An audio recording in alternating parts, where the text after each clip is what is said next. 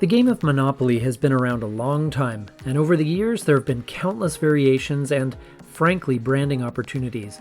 So what are the strangest ones of all? I'll give you my top 10 here and now on Legendary Tactics.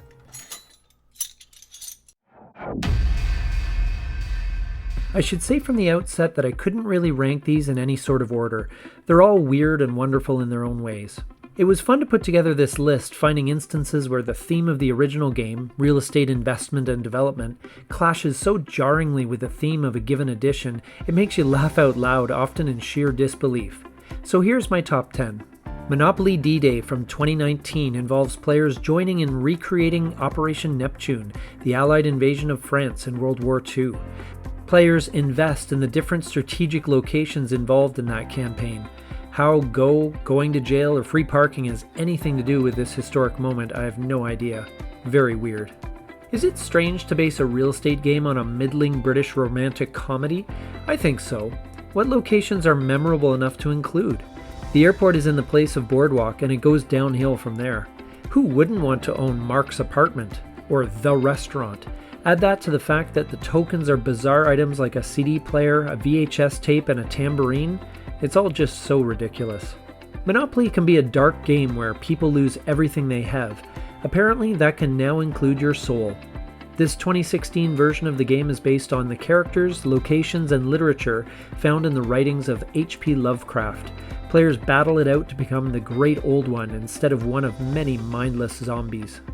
This game from 2002 makes entirely no sense, as players buy up different Heinz products, especially ketchups, to build houses and hotels on them.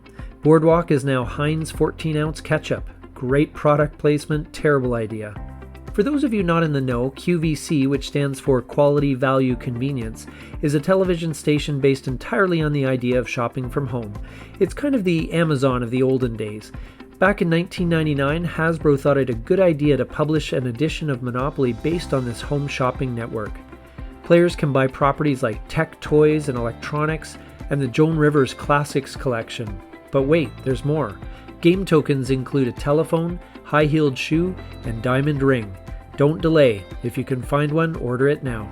There has been a lot of product promotion via Monopoly over the years, and raisins has got to be one of the stranger ones. At least the property owning side of things makes a little bit of sense here, as players invest in ownership of vineyards of varying quality. I'm not sure why the Sun-Made Raisin Girl is up for sale though. Seems more than a little inappropriate. But who wouldn't want to own the Sun-Made World headquarters for only $400? Seems like a heck of a deal.